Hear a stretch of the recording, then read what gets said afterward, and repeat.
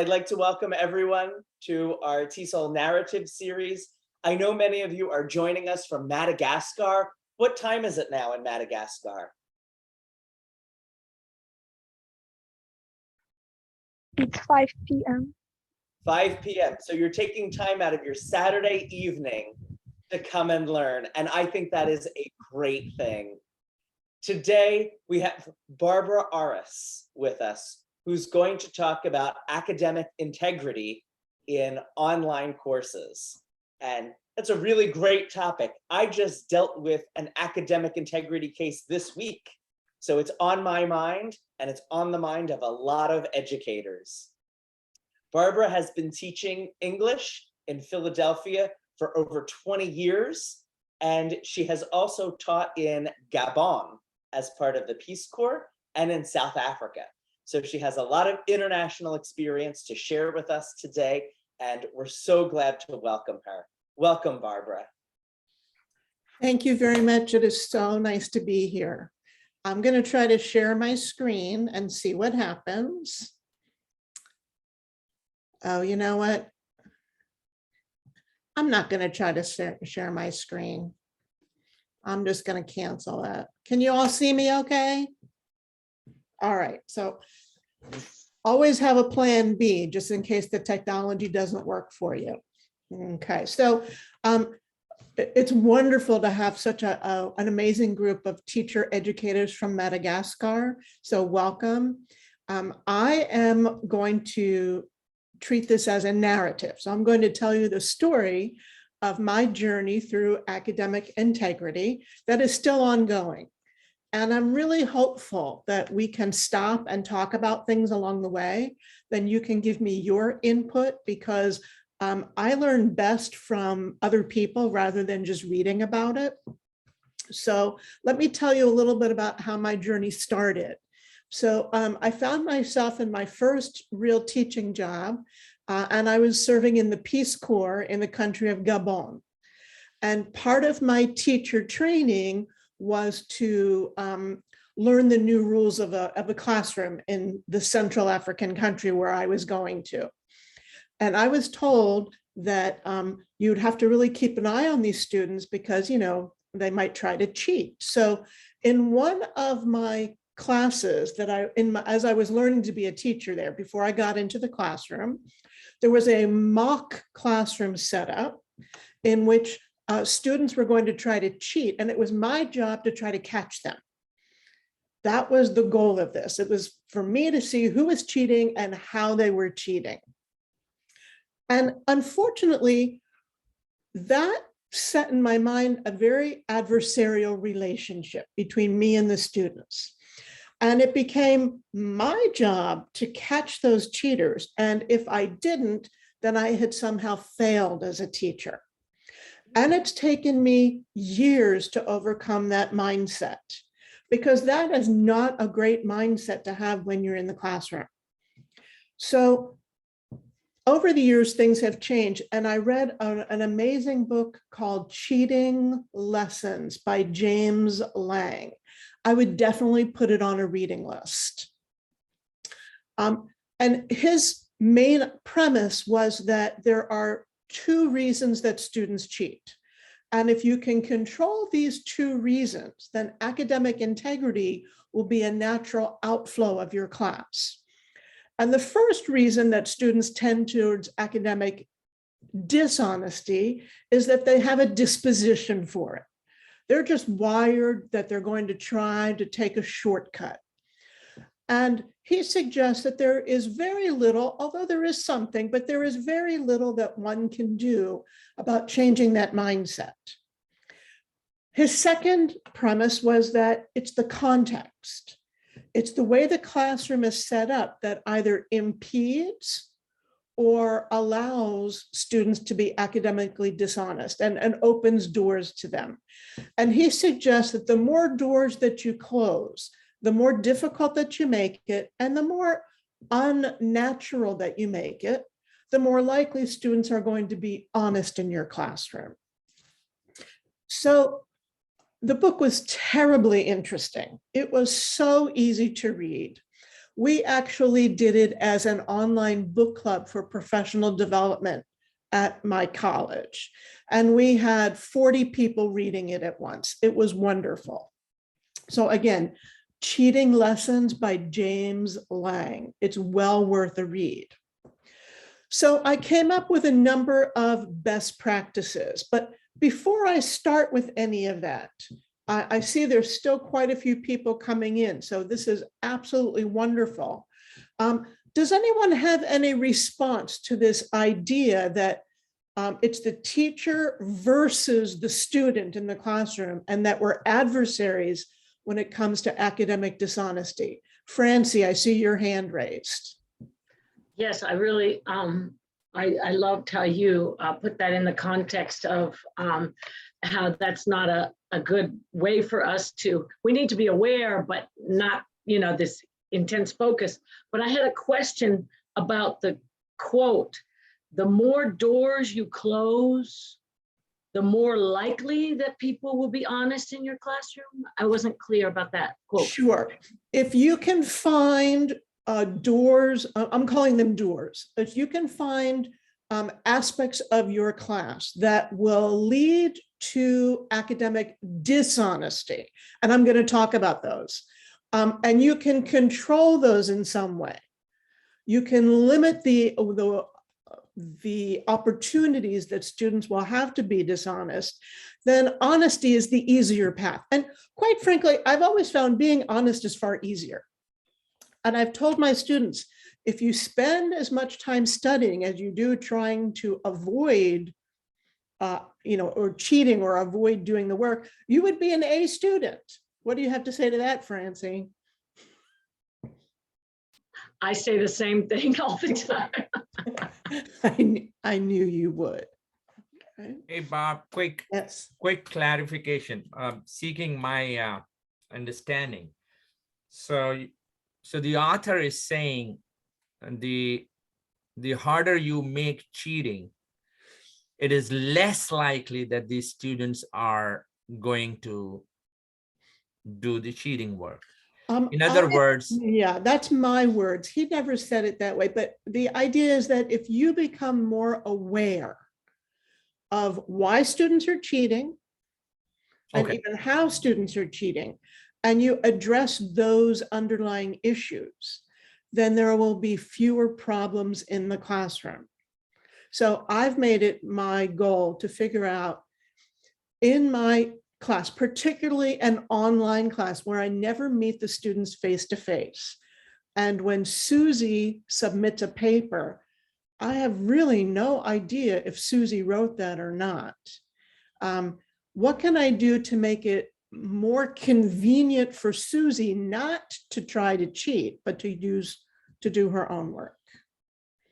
thank you. Does that clarify? Yeah, it definitely does. Yes. Sorry, sometimes I get very excited about what I'm talking about, and I know exactly what I mean. So I really appreciate if you kind of stop me and say, whoop, rewind a little bit on that. Anybody else with a comment or a question at this point?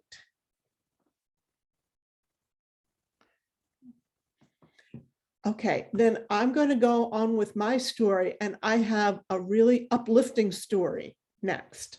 So my first thought was, well, if a student comes into my classroom with a disposition that is leaning towards dishonesty, is there really anything I can do? Can I change someone's mindset, someone's personality? And I believe there is a way to do that.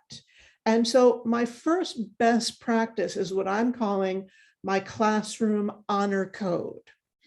Now, you've all heard of honor codes. This is not something new.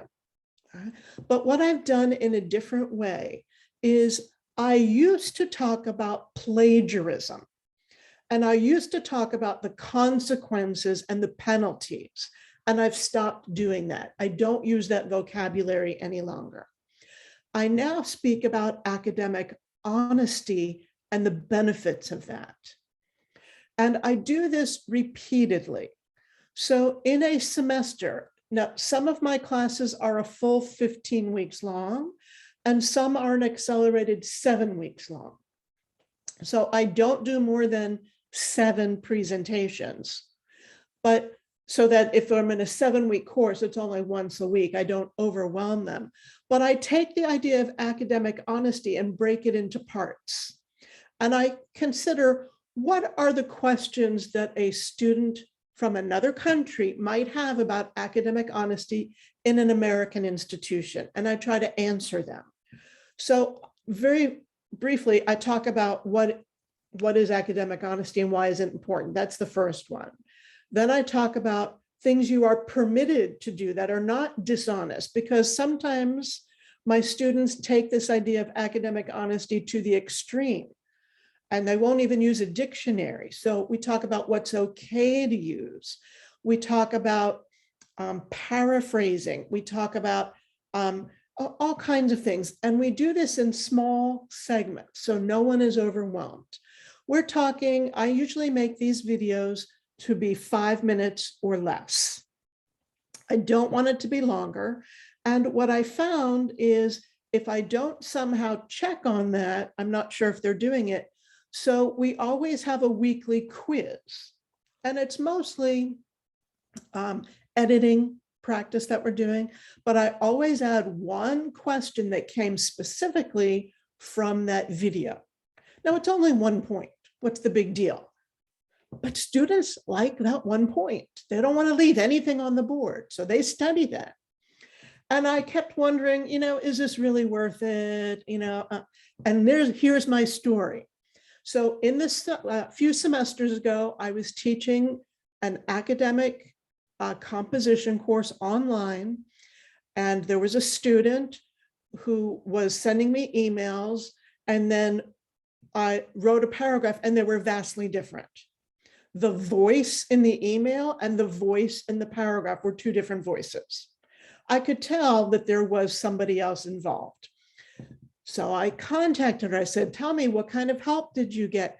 And we went back and forth, and she denied everything. And this went on for weeks and weeks, and it was very clear that there was help being involved. And finally, towards the end of the semester, I got an email from her saying, this is Susie's friend. I'm using her email to tell you, you were absolutely right. I've been helping her all semester.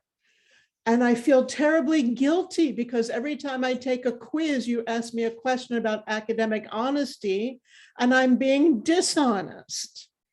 And this person wrote, I actually have a master's degree. I speak English fluently, and I'm so sorry. So I wasn't sure if that honor code was really working. Now, it didn't work with Susie, but it worked with Susie's friend. And so eventually Susie got caught. So I feel bad for Susie, because Susie disappeared. But I really found that I continue doing that honor code. This has only happened once, where the student came back to me and let me know. But I do think it's making a difference. They are thinking about it, and especially because they're being tested on it, they're thinking about it frequently. And that's one of the ideas that James Langs presents in his cheating lessons, that frequency is more important than doing it once, right? Let them hear it over and over again. Yeah, you're right. So Bill is saying Susie's friend learned something. I don't know if, I'm hoping Susie learned something the hard way, but Susie's friend also learned something. All right. So any comments or questions about that, about the honor code and how I've done it? And Bob. yes, Mac. Theoretical question. Where would you draw the line between collaborative work and pure academic integrity or the work of the student? In a second language classroom, we have a lot of support structures. We encourage our students to go to learning lab, show their work to other senior ones who are more proficient in the language, meet the editor, and do all those kind of things. So on the one hand, we as professors, we encourage our students to share their work with others and get the input from them. And on the other hand, we say that, hey, this is somebody else's input. So I often find it very difficult, Bob, to draw the line between collaboration and student work. And I agree, Mac. And if you can come up with a formula for that, you can make $1 million. So all I can say is when Susie wrote a paragraph, it wasn't her voice. And I think everybody knows what I mean by a writer's voice. I compare it to if somebody calls me and for some reason there's no name on my phone, let's imagine, and I pick it up and someone just says hello. Really good friends, I know who it is simply by the word hello. I know their voice. And we do a lot of in-class writing when I'm watching the students so that I can learn their voice. Now, of course, when you're doing an online class, there is no in-class writing, but I do things like discussion boards and emails and things where there's no stakes involved. So there's no reason to be dishonest, so that when the testing comes along, I can tell the voice. And sometimes, I'll be honest, Mac, I suspected that this student was cheating in March.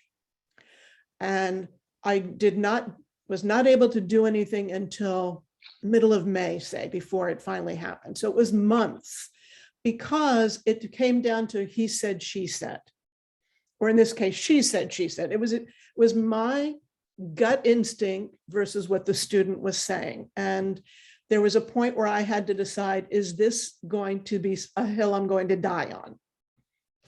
Am I going to take this to the dean and say, get this student out? And I thought, this is not a good situation for anybody. We're just going to see what happens. So yeah, I don't have a great answer for that other than learn the students' voices as soon as possible. Does that help at all? Yes, it makes definitely sense. Yes, totally agree with you. Barb, can I ask a question too? Please, Bill, anything for you. Okay, so universities tend to have, and colleges and most higher education institutions tend to have an honor code or an academic integrity policy. And sometimes that academic integrity policy can be incredibly harsh. So, for example, in my first year writing courses that I teach to both domestic and international students, if they plagiarize or cheat in any way on one assignment, they're supposed to fail the whole course. And I think I told you earlier that I dealt with a plagiarism case this week, and I had to deal with it incredibly gently because the student, who was a domestic student, truly did not understand the issue behind the plagiarism. And after having this conversation with her, I realized this had to be a learning opportunity because no one had ever taught her. With a situation like Susie's, there's a little bit more intent there. So I'm asking you, how do you deal with it in terms of what the consequences are, given that your institution surely has a policy and you also have to make this call about whether you want to enforce that and report it, or if you want to deal with it on your own? Sure, great question, Bill, and something that we all have to come across and deal with. So I normally, if I suspect academic dishonesty, whether it's plagiarism, cheating, whatever you want to call it, the first thing I do is I go to the student and I give them a chance to come clean. Because in this situation that you were in, this student was actually innocent in some ways. When that happens, it must be a learning opportunity. And I would discuss with them why it's a problem and probably give them a different assignment to do to replace it, following the rules. If I come across a student, and I've come across a student who disavows it, no, I did not cheat. Well, then I might often pull something out and say, well, look at this sentence you have here and look at this website sentence. Do you see how they're exactly the same? Even this word is misspelled the same way. Okay, so there's my proof. Then I give them another opportunity at that point to come clean. At that point now, there's a little more intent involved, so there's a little more punishment, and I might give them a 0 on the assignment. I think I'm like you. I'm looking for a learning opportunity, not just a punishment, particularly because I'm only dealing with students from other countries. Now, they may have attended some school in the United States, but I don't know what they've learned and what they haven't learned. So I always give the benefit of the doubt, which might be a weakness on my part, but I consider it a good part of my teaching personality. I am really not there to cut students off at their knees, although they might think that sometimes, but I'm not. So I think the fact that you've done that as a learning opportunity is fabulous. I've also got our library website. There's actually a number of lessons on, I think they call it plagiarism. I'm not sure. And I will tell the students, if you want a second opportunity, you must complete these exercises, take the quiz at the end, and score at least 80%. So more learning opportunities. Thank you. I really like that. One of the things that I've struggled with talking to other colleagues, sometimes people say, always give a second chance. And I agree that you should give a second chance when there's not intent. Yes. I believe, and I hope that this can start a little discussion if you're open to it, that if you give everyone a second chance when they plagiarize, the message you're sending is you get one free shot at plagiarism, and if you succeed, great. And if you fail to get it across, then you get an extension for free. And I really, really hate that. I do too. A few years ago, I had a student write a paragraph. It was a descriptive paragraph, and he chose to describe his bedroom, and he mentioned the pink dresses that he had in his closet.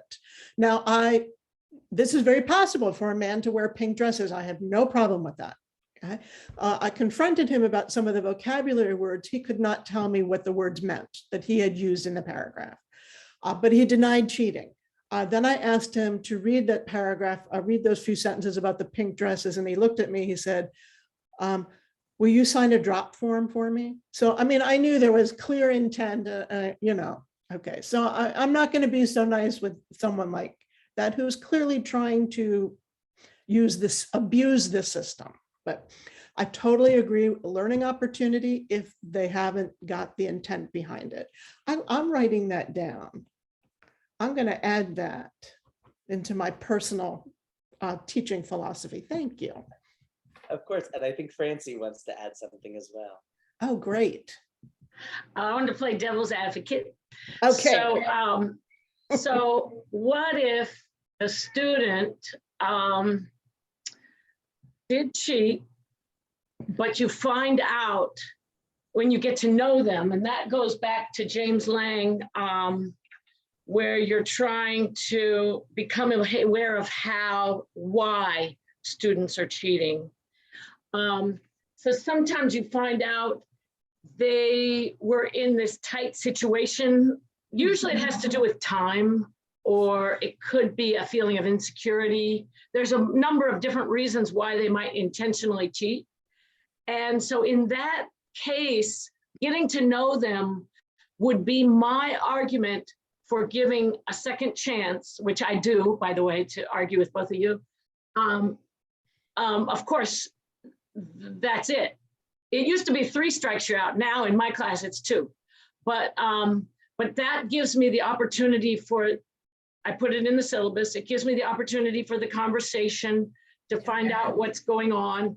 I don't allow them to rewrite the first one. They keep the 0, but just, give them that warning, or to solidify the learning. If, like you were saying, sometimes it's quote unquote innocent, might not be really innocent. It might be just trying to get away with it, or insecurity, or a time pressure thing.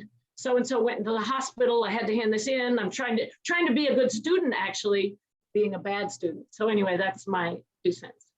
Yeah, I love you said conversation, because this is a two-way conversation. As I said at the beginning, when I was taught in the Peace Corps, it was an adversarial relationship, but now I'm trying to make it a conversational relationship. So that if somebody does act dishonestly, that it's worth finding out the reason behind it. It's worth digging to save this student, because I don't want to, I don't want to leave somebody behind. Mac, what do you want to say? Yeah, no, I just want to jump in here saying what my colleague, Professor Francie, just mentioned, the time pressure thing is a major issue. The students have their professional responsibilities, personal responsibilities. There are so many things that they're doing. And I really need to understand James Lynn's first point, that the students have disposition for doing it. By saying disposition, is the author, I've not read the book, is the author implying that they are wired for cheating, or something else? Because I see myself as a student who is pushed to cheating when I have got 6 assignments to submit in 2 weeks' time. So if I'm so much overloaded, then the entire context is saying, Mac, go and get it done by somebody else, because otherwise you can't submit 6 assignments. Right. So will it be called my disposition for cheating, or there are conditions for me that are actually pushing me to cheat?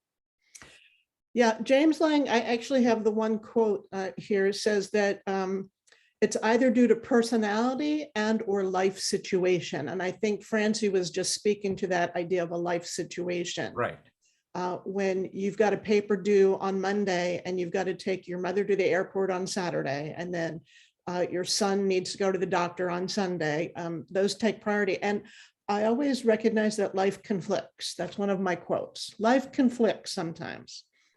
And that's when I hope that I've told the students and taught them to contact the teacher before the emergency situation, before Monday arrives and you're left with either cheating or a 0, right? Because I do tell my students, I'm generally very nice, generally. So hopefully. Yeah, I see that Mac has asked the students to share your views, experiences. You can put them in the chat if you don't feel like raising your hand. I would love to hear what's going on. So that's the idea of the disposition, trying to get the students to think about academic honesty and the benefits of it. And so one of the last things I do is I have them write their own honor code. This is what I will and will not do during my educational experience. I don't limit it to my classroom or my college, but to get them to think this is what I need to be doing all the time. Does it work? Sometimes. Susie's friend, it worked with him, but it doesn't always work. So there are some things that I do in the context of my classroom to try to make it less likely that people will want to cheat. And so my second best practice is, before I give any kind of a graded writing assignment, we have multiple assignments that are very low stakes assessments, but they're given in the same environment, the same format, and they follow the same rules, so that students are very comfortable with what the graded assignment is going to look like. Now, I used to give that as 0 points, just have fun with it. But when you'd ask a student to do something for 0 points, what happens? Nothing happens, right? I thought I was being smart.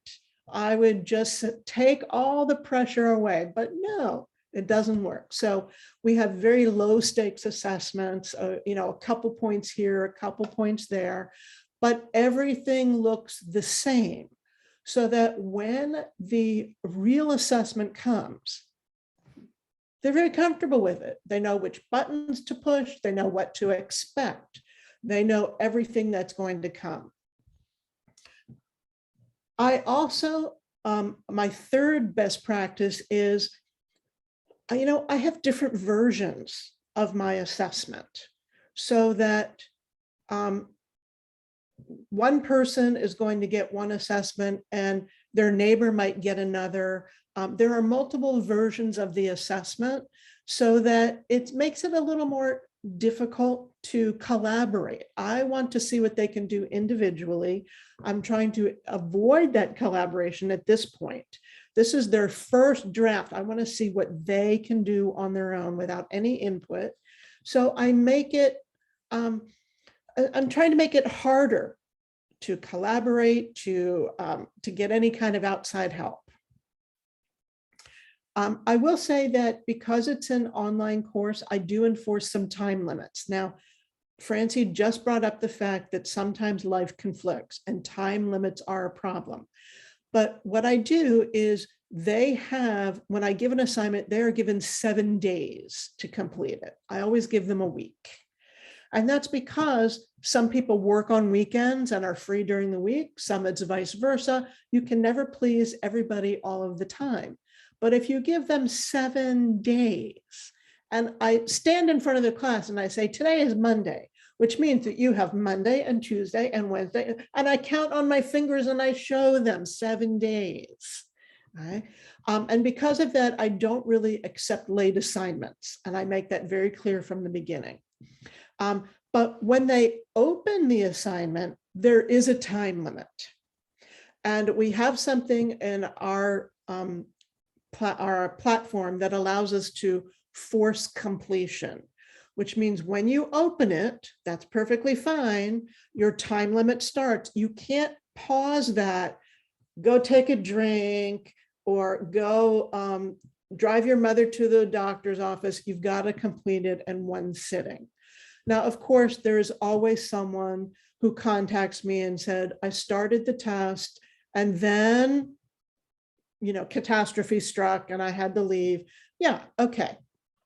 All right, I'm nice, I'm flexible. But if that same person has a catastrophe every time there's a writing assignment due, then I'm not so nice about it, right? But then we need to have a little discussion. Barb, sorry Yeah, to I'm interrupt seeing you. some comments. Are you going to keep Yeah. me up in a date? Thank you, Mac. I knew we could count on you. Yeah. Oh, okay. So I'm not sure who said that. Some students practice plagiarism because they don't believe in that. Yes, Canto said that. They don't believe in ours. They want the perfect answer. Do you know what I say to that? Take a look at me. If you think teachers are perfect, just take one look at me and you're going to change that idea very quickly. All right. I'm very open and honest about my imperfections. Sometimes I even show them a piece of my writing and then the difference between the first draft and the second draft. So I totally get that.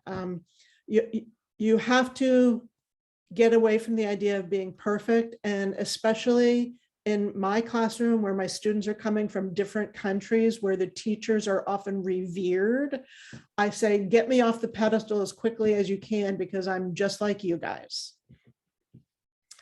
Salia says, regarding to some experiences I've seen at school, most of the students do plagiarism. They're under the time pressure. Yep, time pressure. Yeah, it's a two-edged sword. All right. You put them under time pressure so they might plagiarize, but you're trying to get them not to plagiarize, so you put them under time pressure. So it's one of those catch-22s. If you come up with an answer, I'm going to put my email address at the end, then please send it to me because like I could sell it over here in the United States and make tons of money. Francie, is your hand raised? Yes, and so Salila also said, I agree in giving a second chance for the dishonesty that students sometimes make because they may really have some reasons. Yeah, absolutely correct. You know what? We're all nice people. Only nice people become teachers. You know that, right? That's kind of like the minimum requirement. You have to be nice to be a teacher. If you don't make that requirement, then you're out. So Yeah, come on. We're all on the same page here. We're all working towards the same goal. Yeah. Well, I had another point to make, but I didn't know, did you finish with all your strategies? Or You know what? have more? I've got a few other things, but it'll take seconds to do. So please. Okay, when you're done. No, please. Yeah, interrupt. many. Oh, okay, so yeah. I've been mentoring a teacher the last few years, and my comment, I keep trying to, I mean, I notice these things. It's kind of like when I work with students, that's when I learn about how to teach, because what comes up and I learn. So same with the teacher, what comes up and it brings it to my mind, you know, and I said, well, the reason you're getting so much plagiarism is it relates to your second strategy. The way that you frame the essay question is too general. You know, talk about happiness or whatever, you know, then they go to the internet, they find something on happiness and, oh, I didn't realize I read all that and it was the same. Whereas if you frame the question to go from the general topic, whatever it is, to the specific characters or the situation in the book, you know, it's much better. You reduce a lot of plagiarism that way, I've found over the years. Yeah. Sometimes it's nice to have someone look at your assignment before you give it for those fresh set of eyes, because when I write my assignment, I know exactly what I'm asking them to do. I know exactly what I mean, but sometimes it doesn't always come out, and it does lead to confusion. I think leads students to cheating, the fear of imperfect. Epaphras has mentioned the time limits. They're afraid that they're not going to finish. Haja has mentioned that we want to copy from the better. Of course we do. You know, I was an international student in France for a year. I went to college there. And it was helpful to look at some good writing before I had to do my own writing. And sometimes, you know, sometimes some of that seeps into your brain and comes out in your own fingers and you don't even realize you're plagiarizing. But, you know, sometimes you just want to copy something that's better. Nosy mentions that some people aren't even aware that they're plagiarizing, and that's where we have that learning experience. Yeah. Tatiana, oh my gosh, Tatiana, I love it. Plagiarism due to lack of ideas and inspiration. I tell my students, I can help you write better in English, but you have to have something to say. I can't tell you what to say. Okay. Barb, Lanja has something, but I see Marana. Oh, go ahead, Mac. yeah, the Professor Mirani digital, yes. Please, Professor. You're muted still. Can you unmute yourself? There you are. Yes. Thank you very much, Bob, for this nice, very interesting presentation. Can I come back a little bit to one of the reasons why students commit academic dishonesty? I think that one of the reasons is the management of the freedom that they have in front of the situation of online teaching, where they have nobody to invigilate, like in a classroom situation. No one invigilates, and apart from that, they are freely exposed to the internet connection where they can search lots of things. So whether it is plagiarism or cheating, I think that one of the main reasons could be the management of the freedom they have. I would say suddenly, because in our context, for example, we switch from a class where invigilation and surveillance and control is very strong. And we switch from that to a situation where students are let almost free without a teacher, without an elder person, without an official or an authority to control them. And I think that this freedom needs to be managed. I just don't know. I have no solution to suggest, but I think that when I know the problem, I may know a little bit about the solution one day. Yes, this is what I wanted to say. Thank you. And I Yeah. think that connects to my comment, managing the freedom, giving too general of a topic, managing, but that's a really good way to put it. Thank you. Yeah, thank you, Professor. That is a fabulous way to put it. I've actually written that down too. And again, I think that goes back to changing the mindset, that we're not in an adversarial position. Teachers and students are not on opposite sides of the team, but we should be all working together, and a teacher should be seen as the coach helping the students improve. And that goes right to Felicia's comment that students should not cheat because they never improve their studies. And my goal is not for a student to get an A, but my goal is for a student to learn how to write better, how to be more successful in their writing in an academic context. There's a number of comments. I'm not going to read them all, but I hope that you do. Fano's mentioning not giving the same assignment. Salila's mentioning teachers aren't clear enough. Letitia, plagiarism is just the basis, inspires content. Oh, here's Francie. Okay, real assignment. Students are ready for the real assignment. Exactly. Oh, that's Francis. It's a gentleman. Oh, Francis. Oh, I thought, sorry, Francis. You look so much like Francie. Anyway. Yeah, so there you go. There's a lot of, gosh, every time I think I'm getting to the bottom, we're at the end. So anyway, take a moment to read those comments, please, because they're fascinating. Let me just ask Bill, when this is taped, are the comments included? Do you know? Unfortunately, they are not.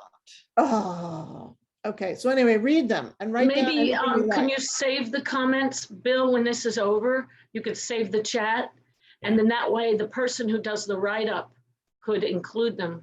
Okay. Yes, I'm the person doing the write-up, so I will do that. I'll help you, Bill. Don't worry. We'll collaborate, but we won't plagiarize, okay? All right, I just wanted to finish with the last two things that I've included. Unfortunately, I found that you do need to check for plagiarism. There are times when the voice is just not right, and there are plagiarism checkers. All right, they're online, they're free. You just upload a sentence or upload a paragraph, and it tells you if it's plagiarized and where it's plagiarized from. It's not 100%, but at least it's something. And if the students know you're doing that, that might be a slight deterrent. And then finally, I always, when I'm interacting with students, we do our first draft in an online format. They always get a chance to do second and even third drafts, but if we're doing peer editing or if we're doing collaboration, that's one thing. But if we're not, then they can only access their draft and my comments using a password. It's password protected, which means that Joe can't access Susie's information unless Susie gives it to him, but it's the idea of privacy. So Susie knows that no one's going to see the comments that I make to her. So it's a private conversation, because in a face-to-face classroom, I would normally do private conferencing so that nobody feels embarrassed about what I'm saying to anybody else. So I try to keep that conferencing as private as possible. And Mac mentioned Google. Google is my best friend, Mac.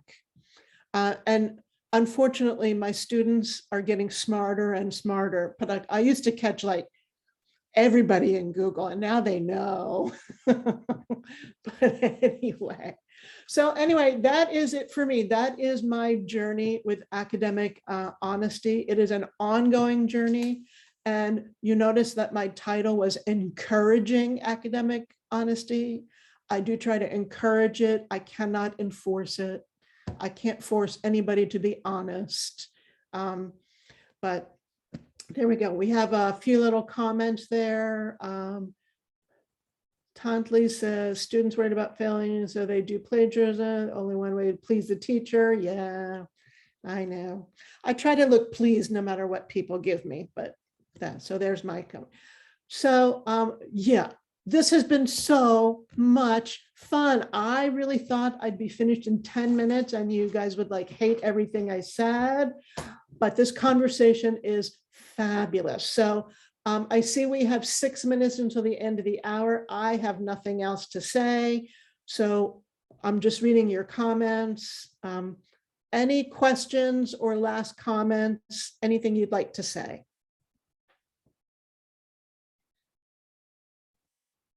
We welcome you- anyone to raise their hand and Yeah. please share with us. You can raise your digital hand and share your comments, ask any question if you have. But I have a very honest question. It's not plagiarized. Okay. My honest question is, when again are you coming to TESOL Narratives, Barb? Oh, I'll be here. I'll be here next month.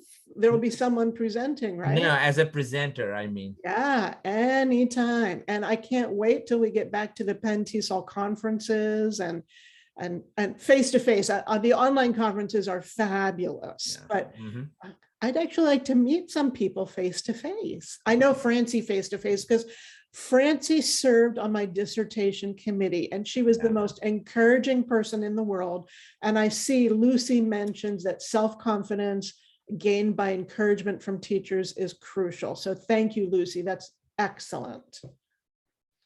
And Anne made a comment to me. I don't know if she wants to make it herself or she wants me to make it. She wants me to make it. And I do this all the time, what Anne just said, which was, I talked to him about like, okay, so you cheat your way through this class. Then what are you going to do when you get to the next class? Are you going to keep cheating your way? And then your whole thing is a farce, right? So, you dig yourself deeper into a hole, right? I know that's logic and maybe they're not following logic when they have anxiety or all the other things mentioned by the students. Well, you're That's absolutely teachers. right. And especially in my college, we have a nursing program that's very competitive. And so I mentioned, if the person sitting next to you is learning how to cheat and they study nursing and you wake up one morning in the hospital and see that person, how's that going to make you feel? Because if you cheat in one class, you're more than likely going to cheat in another one. Well, I use a book. It's called, what's the book called? Don't hurt me. What is it? Can't hurt me. Can't hurt me. So the guy, David Goggins, he was an expert at cheating when he was younger. And then he got to this stuck point. So we actually use a book where the guy realizes the frustration with it and has to go back and relearn how to read and all this stuff. So you can actually get articles about that to bring it true, because they can connect to the topic that way through another character. And I see a lot of the comments are focusing on learning confidence and encouragement. Yes. And that is part of James Lang. He has a chapter on how to teach self-sufficiency, and he focuses on metacognition.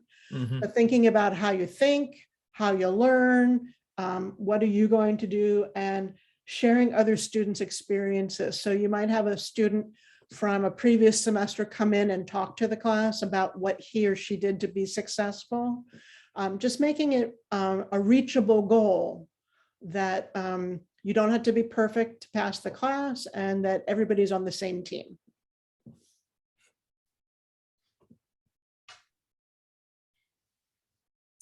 Okay, well, we're just about at the end of our time, and I would like to thank you, Barb, again so much for this wonderful presentation that has changed some of the ways that I'm going to explain plagiarism in my class. I'm going to start by talking about academic honesty, and I haven't had the big talk yet. And so now I'm really looking forward to replanning that in terms of what success looks like, rather than the consequences of failure to be academically honest. So I thank you so much for that. To all of our friends from Madagascar, we are so glad that you joined us today, and we wish you all the best as you move through your program, getting your degree in teaching English to speakers of other languages. It's always wonderful for us to meet our colleagues around the world, because we do what we do because we want to meet people from around the world. So we are so glad that you joined us today, and we really appreciate all of your contributions. Your comments are absolutely wonderful. Thank you, everyone. And thanks again, Barb. All right, let me just say, I put my email in the chat. So before you hang up, if you want to, it's that bauris@mc3.edu. You're welcome to continue this conversation with me. Dr. Marani, it was very nice to meet you, and everybody, it was great to see you. So have a wonderful Saturday evening in Madagascar and a wonderful Saturday morning here in Pennsylvania. Yes. And So now it's 6 in the evening now. Okay, well, go enjoy a nice dinner. Have a nice, yeah, Thank you. Bye. yeah. Bye. remind Thanks a everyone lot. as Thank well you, Mark, for inviting. the second Saturday of every month at the same time, we are here at the same link. So please join us Okay. again. Yes. Yeah. Thank you. Thank you Bye-bye. so much. Bye, everybody. Thanks. Bye, Barbara. everyone. Thank you, Mac. I'm gonna Great to hire see you you, as my Francis. PR manager. Thank you, Bill. You're also my PR manager. Bye, everyone. Bye. Bye. Guys,